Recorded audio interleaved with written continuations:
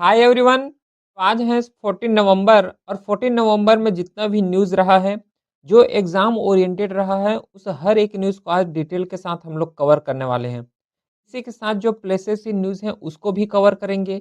ये पूरा जो है डेली जो इनिशिएटिव है ना? डेली करंट अफेयर्स का, ये इम्पोर्टेंट होने वाले हैं। CAPF, AC, AFCAT, CDS, NDA, air force, जितना भी डिफेंस एग्ज़ाम है, उस हर एक डिफेंस एग्ज़ाम को यहाँ पे कवर करते हुए, उस ऐसे है ना, कुछ ऐसे न्यूज़ को सेलेक्ट किए गए हैं कि जहाँ से क्वेश्चन बनने का चांस रहता है और based on previous year question paper analysis करने के बाद जो टॉपिक से क्वेश्चन पूछे जाते हैं, उस हर एक टॉपिक को हम लोग यहाँ पे कवर करने वाले हैं। तो इस क्लास का जो स्लाइड है टेलीग्राम चैनल में अपलोड हो जाएगा, जो कि लिंक डिस्क्रिप्शन में दिया हुआ है। क्लियर है यहाँ? ये तो रहा बेसिक इन्फॉर्मेशन। चलिए फिर स्टार्ट करते हैं अब। 14 नवंबर में जितना भी न्यूज़ रहा है, जो कि एग्ज़ाम ओरिएंटेड है, उस हर एक न्यूज़ को हम लोग यहाँ पे कवर करते हैं। सबसे पहला न्यूज़ है कि जो दाविद स्वाजले हैं, इन्होंने 2025 का बुकर प्राइज़ जो है जीते हैं, ठीक है? जो दाविद स्वाजले हैं, इन्होंने जो है 2025 का बुकर प्राइज़ जीते हैं और ये जो बुकर प्राइज़ है ना, एक्चुअली इसे 1969 में एस्टेब्लिश किए गए थे। इसे हर साल दिए जाते हैं, है ना? एनुअली इसे प्रेज़ेंट किए जाते हैं। द बुकर प्राइज़ फाउंडेशन जो यूनाइटेड किंगडम का एक एनजीओ है, इसके द्वारा जो है इसे हर साल जो है क्या किए जाते हैं, बुकर प्राइज़ को यहाँ पे आवंटन किए जाते हैं। किसको दिए जाते हैं, किस पर्पज़ से दिए जाते हैं और क्यों दिए जाते हैं, तो इन सब चीज़ के बारे में हम लोग यहाँ पे डिस्कस करते हैं, ठीक है? देखो, best original novel written in English language and publish in UK और आयरलैंड। जो बेस्ट नोवेल लिखे जाते हैं इंग्लिश लैंग्वेज में, उसको जो है ये बुकर प्राइज़ दिए जाते हैं और ये भी है कि ये जो है पब्लिश होना चाहिए यूके में या फिर आयरलैंड में। तो इसके लिए जो है बुकर प्राइज़ यहाँ पे हर साल दिए जाते हैं। तो 2025 का जो है दाविद स्वाजले को दिए गए हैं। एलिजिबिलिटी होना चाहिए author of any nationality writing in English. कोई भी नेशनैलिटी का हो, यहाँ पे कोई मैटर नहीं करने वाला है, लेकिन जो लिखोगे, जो नॉवल लिखोगे, ये इंग्लिश में होना चाहिए। ये जो है इसका एलिजिबिलिटी है, ठीक है? चलो, ये न्यूज़ समझ आ गया, है ना? दाविद स्वाजले को जो है बुकर प्राइज़ मिला है, नाम याद रखना है कि ये इम्पोर्टेंट है। बाकी अभी जो है G7 फॉरेन मिनिस्टर का मीटिंग हुए हैं। कहाँ हेल्ड किए गए थे? कनाडा में हेल्ड किए गए थे G7 का फॉरेन मिनिस्टर्स का मीटिंग। तो इसे जो है 11 से 12 नवंबर 2025 के बीच ऑर्गेनाइज़ किए गए थे। कनाडा में लोकेटेड है, कनाडा में इसका लोकेशन है जहाँ पे ऑर्गेनाइज़ किए गए थे। इसमें जो है फॉरेन मिनिस्टर थे, क्योंकि ये जो मीटिंग है फॉरेन मिनिस्टर्स का मीटिंग है। जो G7 में जितने भी फॉरेन मिनिस्टर्स हैं, उन लोगों का यहाँ पे पार्टिसिपेशन हमें देखने को मिला है। क्लियर है? तो कौन-कौन इसमें इनवाइटेड थे? जैसे कि ब्राज़ील हो गया, इंडिया है, फिर यूनाइटेड या फिर kingdom of Saudi Arabia, Mexico, Republic of Korea, south Africa, Ukraine, ये जो है कुछ इनवाइटेड पार्टनर भी रहे हैं यहाँ पे। और जो है इस मीटिंग का जो है मेजर एजेंडा रहा है कि अभी जो है प्रेजेंटली यूक्रेन रशिया वार चला है, तो किस तरीके से यूक्रेन को सिक्योरिटी एंड डिफेंस कॉपरेशन करना है, किस तरीके से जो है कॉपरेट करके चलना है, इसके बारे में डिस्कस किए गए हैं। उसी के साथ मैरीटाइम सिक्योरिटी प्रॉस्पेरिटी किस तरीके से ला सकते हैं, उसके बारे में डिस्कस किए हैं। साथ ही साथ में किस तरीके से इकोनॉमिकल यहाँ पे इंक्लूसिविटी ला सकते हैं, क्योंकि एट प्रेजेंट देखो क्लाइमेट चेंज हो रहा है, ठीक है? सबको पता है कि क्लाइमेट चेंज हो रहा है और क्लाइमेट चेंज की वजह से डिफरेंट डिफरेंट जो है फूड इनसिक्योरिटी है ना, एनर्जी इनसिक्योरिटी, इन सब चीज़ का जो है जो भय यहाँ पे बना ही रहता है। तो उसी को यहाँ पे सिक्योर करने के लिए ये जो है मीटिंग का एक एजेंडा यही रहा है कि हम लोग इकोनॉमिक रेजिलिएंट किस तरीके से कर सकते हैं, उसी के साथ एनर्जी सिक्योरिटी प्लस उसी के साथ क्रिटिकल मिनरल किस तरीके से जो है हम लोग एक इंक्लूसिव वे में प्रयोग कर सकते हैं। बाकी क्रिटिकल मिनरल जैसे कि कुछ ऐसे मेजर कंट्री हैं जिसके पास क्रिटिकल मिनरल बहुत ज़्यादा हैं। क्रिटिकल मिनरल का मतलब ये होता है कि ऐसा मिनरल जो कि हर फील्ड में यहाँ पे यूज़ किए जाते हैं, ठीक है? हर फील्ड में उसका हमें यूज़ देखने को मिलता है। उसको हम लोग यहाँ पे क्रिटिकल मिनरल बोलते हैं। प्लस इसका जो अवेलेबिलिटी है, ये बहुत सीमित रहते हैं, ठीक है? क्रिटिकल मिनरल हो गया, फिर उसी के साथ इंडो पैसिफिक रीजन सिक्योरिटी किस तरीके से बना सकते हैं, प्लस मैरीटाइम में किस तरीके से रूल्स एंड रेगुलेशन होना चाहिए, इन सब चीज़ के बारे में डिस्कस किए गए हैं इस G7 फॉरेन मिनिस्टर मीटिंग को, जो कि 2025 का है और इसे जो है कनाडा में हेल्ड किए गए थे, ठीक है? देखो G7 का फॉरेन मिनिस्टर मीटिंग है, तो सबसे पहले ये समझो कि जो G7 है, जिसे हम लोग ग्रुप ऑफ 7 भी बोलते हैं, ये है क्या? एक्चुअली ये जो है inter governmental political and economical forum है। इंटर गवर्नमेंटल मतलब होता है कि डिफरेंट डिफरेंट कंट्री जो है आपस में मिल के जो है एक ऑर्गेनाइजेशंस का फ्रेम किए हैं। उसी को हम लोग बोलते हैं इंटर गवर्नमेंटल। और यहाँ पे पॉलिटिकली भी इंगेज होगा, है ना? जैसे कि डिप्लोमेटिकली बोलते हैं ना कि अगर कोई भी इश्यू हो रहा है तो डिप्लोमेटिक या फिर बातचीत से सुलझाया जा सकता है। उसी तरह है पॉलिटिकली जो है इस ऑर्गेनाइजेशंस को फॉर्म किए हैं।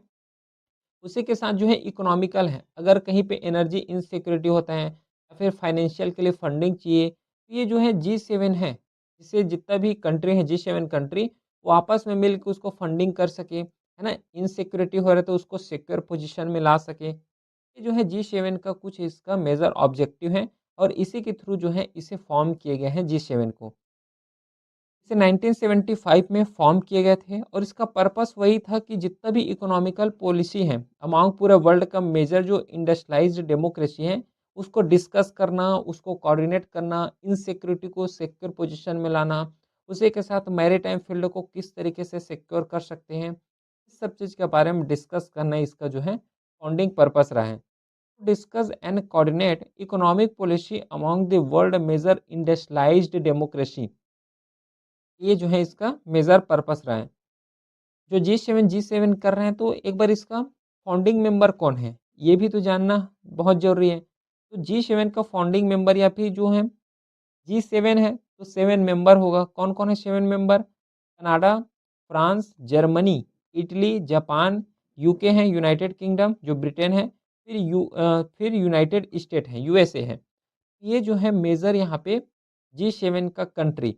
और मोस्टली यहाँ पे कंट्री को देखोगे तो सब कंट्री यहाँ पे पूरा डेवलप्ड कंट्री है, जहाँ पे इंडस्ट्रियलाइजेशन बहुत ज़्यादा है। टेक्नोलॉजी के रिस्पेक्ट में बात करोगे तो वो भी बहुत ज़्यादा है।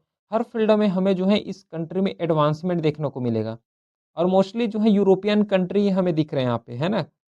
जैसे कि यहाँ पे फ्रांस भी हो गया, जर्मनी, इटली हो गया, है ना? उसके साथ यूके हो गए, यूएसए हो गया। यूएसए तो चलो है ना नदर्न इंडिया में आ जाता है। तो ये जो है मेजर कंट्री यहाँ पे देख रहे हो, ये पूरा कंट्री यहाँ पे डेवलप्ड कंट्री है। और इसका ऑब्जेक्टिव है कि जो ग्लोबल इकोनॉमिक स्टेबिलिटी है, उसको सिक्योर करना, उसको प्रमोट करना, डेमोक्रेसी को प्रमोट करना, ह्यूमन राइट जितना भी अभी वायलेशंस का केसेस आते हैं, तो जो वायलेशन हो रहे हैं उसको किस तरीके से हम लोग मिटिगेट कर सकते हैं, ह्यूमन राइट को किस तरीके से प्रमोट कर सकते हैं with best to best practices, ये जो है इसका ऑब्जेक्टिव है। उसी के साथ जो है रूल ऑफ लॉ को कैसे मेंटेन करना है, प्लस सस्टेनेबल डेवलपमेंट किस तरीके से होना चाहिए, क्योंकि रिसेंटली हमें यही देखने को मिलता है अगर कोई भी रिसोर्सेज कहीं भी अगर उसका ओरिजिनेट हो रहा है तो ऐसा सीन है कि पूरा उसको जो है एक्सप्लॉइट किए जा रहे हैं, एक्सप्लॉइट ही कर रहे हैं। तो एक्सप्लॉइट करोगे तो अभी तो एक्सप्लॉइट कर लोगे लेकिन फ्यूचर जनरेशन में कैसे उसका यूज़ कर पाओगे, क्योंकि प्रेजेंट में तो पूरा उसका एक्सप्लॉइट ही कर चुके हो। तो सस्टेनेबल डेवलपमेंट होना चाहिए, उसका जो है एक्सप्लॉइट करो लेकिन ऐसा एक्सप्लॉइट होना चाहिए कि उसे जो है फ्यूचर तक उसको सस्टेन किया जा सके। तो सस्टेनेबल डेवलपमेंट में ध्यान देना प्लस सिक्योरिटी बनाए रखना अमॉन्ग द कंट्रीज़, ये जो है मेजर इसका ऑब्जेक्टिव है ग्रुप ऑफ 7 का। और इसी ऑब्जेक्टिव के थ्रू जो है इसे फॉर्म किए गए हैं। ठीक है? चलो ये तो समझ आ गया। अभी मिनिस्टर हुआ था मीटिंग।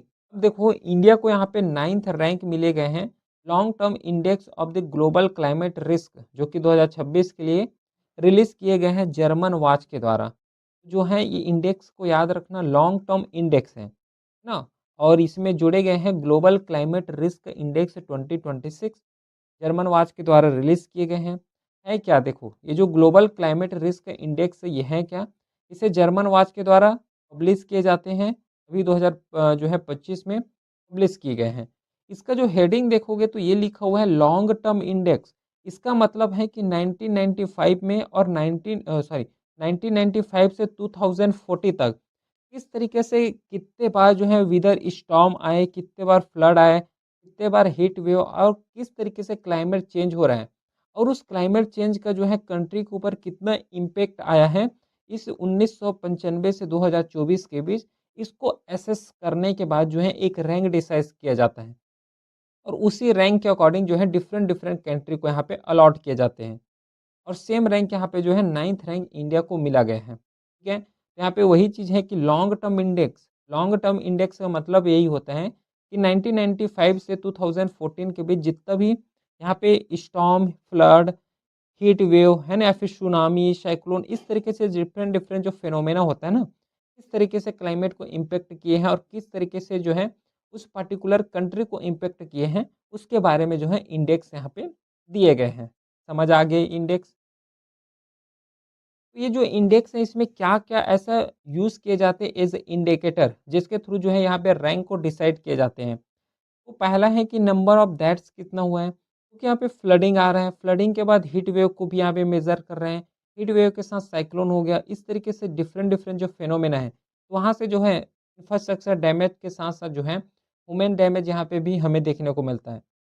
तो इंडिकेटर यहाँ पे यूज़ किए जाते हैं कि नंबर ऑफ डेथ कितने हुए हैं, प्लस उसके पास जो है डेथ पर 1 लाख हैबिटेंट इसको देखे जाते हैं, प्लस इकोनॉमिक लॉसेस कितना हुआ है, प्लस उसके बाद परसेंट जीडीपी का लॉसेस कितना हुआ है।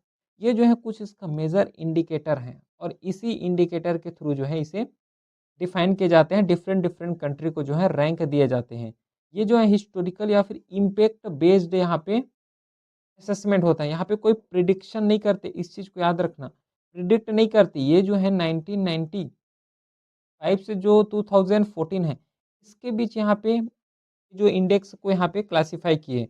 तभी तो इसे जो है 2025 में रिलीज़ कर रहे हैं। पूरा एसेस करके कि 1995 से 2014 के बीच कितना स्टॉर्म आया है, कितना फ्लडिंग हुआ है, कितना हीट वेव है। तभी कहीं जाके जो है 2025 में इसको रिलीज़ कर रहे हैं। फिर यहाँ पे कुछ इम्पोर्टेंट डाटा हैं और इसी के थ्रू जो है इस इंडेक्स के थ्रू जो है प्लस एनालिसिस करने के बाद इस डाटा को यहाँ पे पब्लिश किए हैं। तो 1995 से 2014 में टोटल यहाँ पे पीरियोडिक फैटेलिटीज़ अगर देखोगे तो 8,32,000 से ऊपर यहाँ पे पीपल को यहाँ पे फैटेलिटीज़ हुआ है।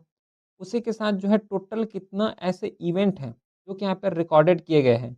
जैसे कि फ्लड हो गया, सुनामी हो गया, हीट वेव हो गया, है ना? साइक्लोन हो गया।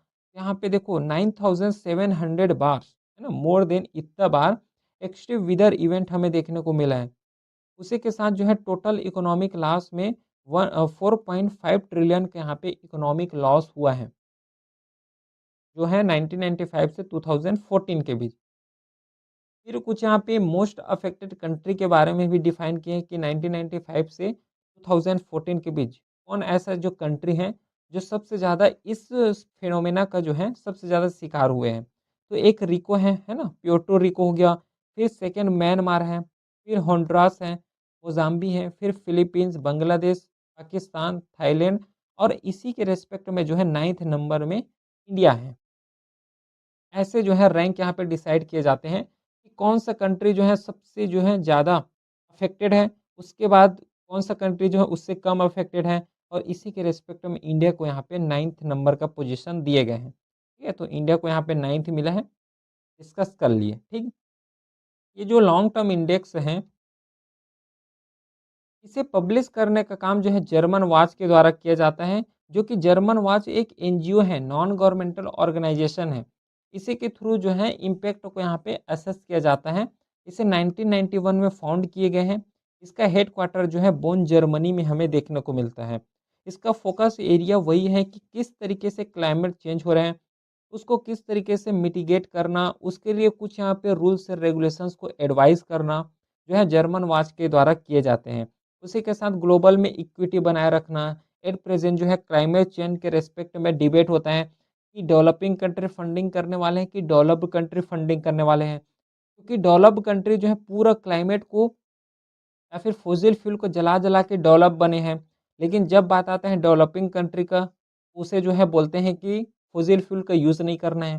तो ग्लोबली में जो है हम लोग किस तरीके से इक्विटी बनाए रख सकते हैं, इसके बारे में जर्मन वॉच के द्वारा फ़ोकस एरिया रहता है।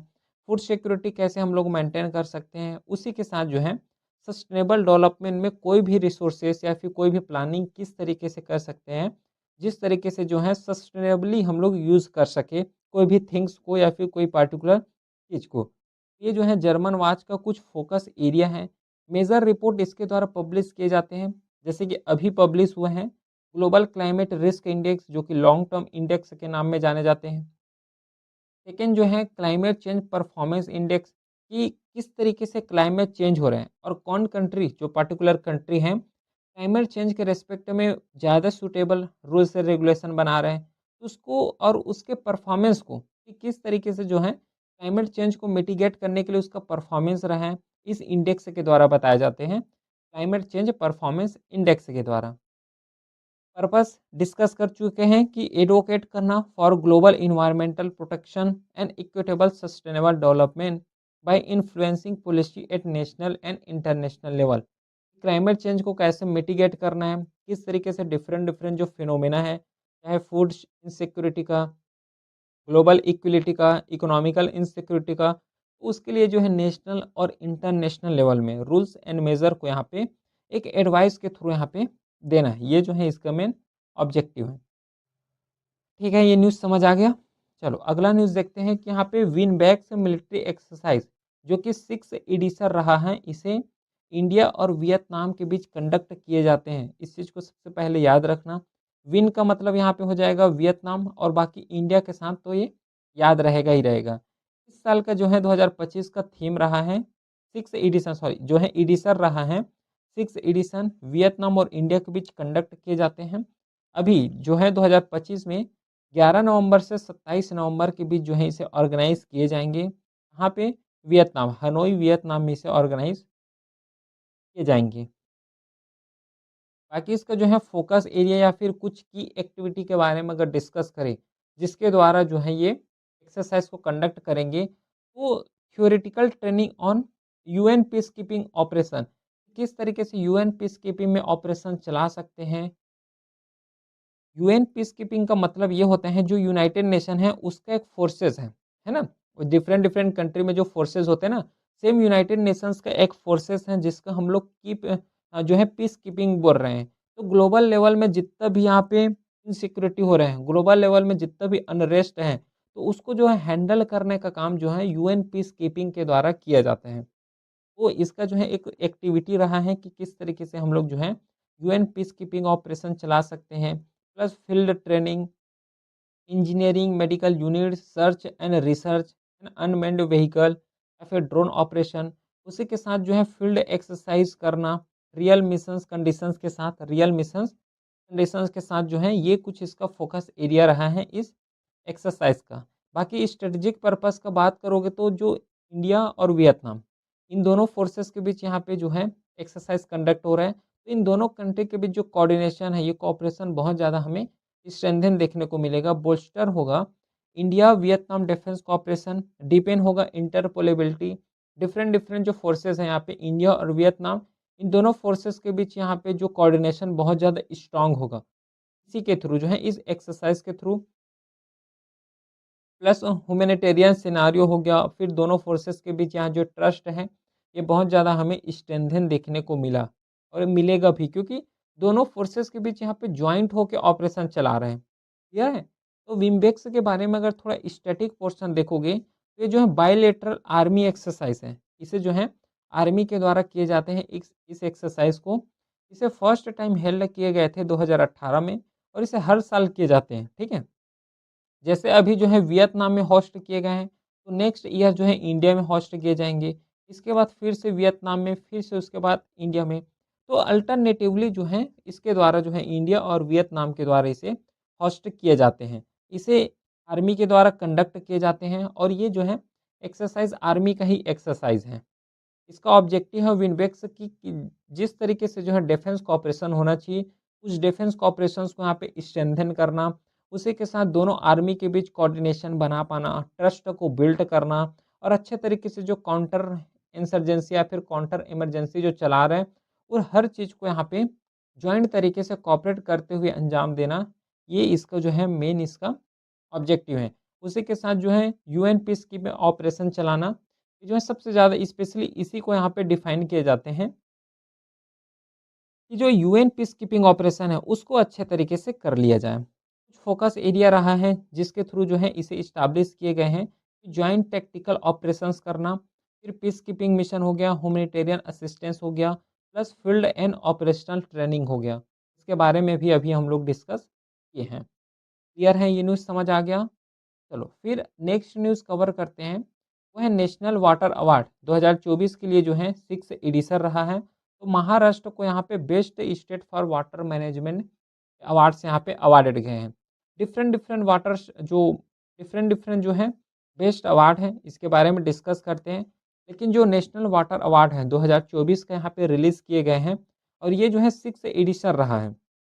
6 एडिशन रहा है और ये जो नेशनल वाटर अवार्ड है, ये मिनिस्ट्री ऑफ जल शक्ति के द्वारा इंस्टीट्यूट किए गए हैं और इसका मेन मकसद वही है कि इस अवार्ड का कि किस तरीके से कोई भी स्टेट हो गया या फिर डिस्ट्रिक्ट हो गया, उसी के साथ जो है ग्रास रूट लेवल में विलेज हो गया, तो कैसे जो है वाटर को कंज़र्व कर रहे हैं, किस तरीके से वाटर को प्रॉपर वे में मैनेजमेंट कर रहे हैं और उसका प्रॉपर यूसेज हो रहा है कि नहीं हो रहा है। जस्ट नल लगा दिए हैं, है ना? टैप वाटर कर दिए हैं, टैप कनेक्शन कर दिए तो विदाउट सस्टेनेबल मतलब एक्सप्लॉइटेटिव वे में उसको यूज़ कर रहे हो, ये नहीं होना चाहिए। इसका पर्पस वही है कि रिकॉग्नाइज़ करना किस तरीके से वाटर कंज़र्वेशन हो रहा है, मैनेजमेंट किस तरीके से हो रहा है, उसी के साथ जो है सस्टेनेबल यूजेज़ हो रहा है कि नहीं हो रहा है। इसको जो है रिकॉग्नाइज़ करने के लिए ये अवार्ड जो है हर साल यहाँ पे अवार्डेड जाते हैं। देखो, सबसे पहले इसका जो है इस अवार्ड का जो है डिफरेंट डिफरेंट कैटेगरीज़ हैं।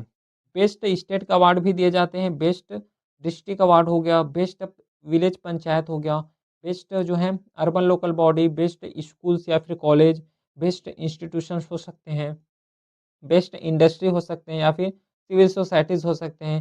तो डिफरेंट डिफरेंट इसका कैटेगरी है जिसके थ्रू जो है इस अवार्ड को यहाँ पे अवार्डेड जाते हैं। तो जो है फर्स्ट जो है मतलब बेस्ट स्टेट में जो है फर्स्ट अवार्ड दिए गए हैं, वो है महाराष्ट्र को, उसके बाद सेकंड अवार्ड दिए गए हैं गुजरात को, फिर जो है थर्ड अवार्ड यहाँ पे दिए गए हैं हरियाणा को। डिफरेंट डिफरेंट जो है इसका कैटेगरी है और उसी के थ्रू जो है इसे अवार्डेड जाते हैं नेशनल वाटर अवार्ड के थ्रू। ठीक है?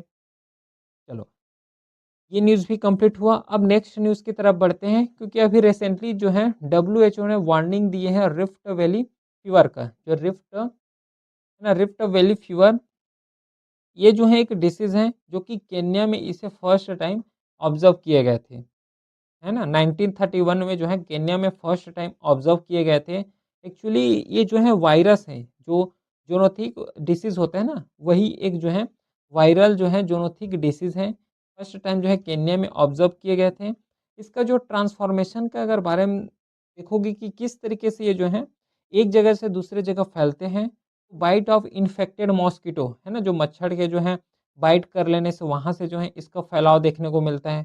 फिर डायरेक्ट कॉन्टैक्ट आते हैं जैसे ब्लड हो गया या फिर बॉडी फ्लूइड हो गया, टिश्यू हो गया, है ना? जैसे कि सीप हो गया, गोट या कैटल के। तो यहाँ से अगर डायरेक्ट कॉन्टैक्ट में भी आते हो, तब भी इसका जो है ट्रांसफ़ॉर्मेशन हमें देखने को मिलता है।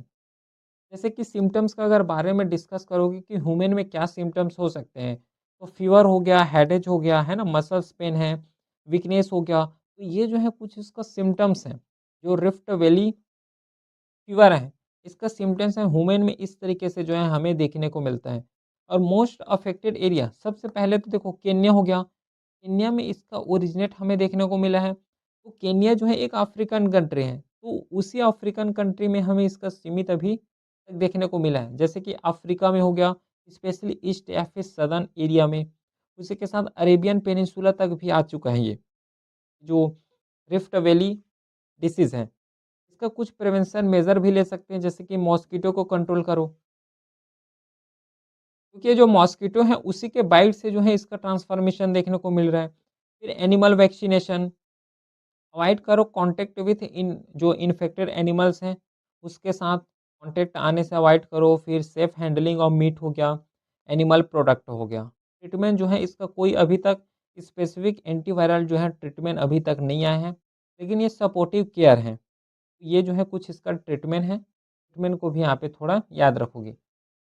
अब हम लोग डिस्कस कर लेते हैं प्लेसेस इन न्यूज़ को, ठीक है? ये जो है प्लेसेस इन न्यूज़ में कवर होगा। यहाँ पे 10th प्रेसिडेंट यहाँ पे आयरलैंड का अपॉइंट किए गए हैं, है ना? इलेक्ट हुए हैं यहाँ पे 10th president of Ireland Catherine Martina Connolly. Ireland का अगर लोकेशन देखोगे तो ये एक यूरोपियन कंट्री है। आयरलैंड का जो है जस्ट ब्रिटेन अगर लोकेशंस पता होगा, स्पेन के जस्ट ऊपर अगर देखोगे, तो ये जो कंट्री हमें दिख रहा है ना यूरोपियन कंट्री, ये आयरलैंड का जो है लोकेशन है। इसका जो है कैपिटल सिटी डुबलिन पड़ता है, लोकेशन समझ आ गया। कॉन्टिनेंट जो है ये यूरोपियन कंट्री है।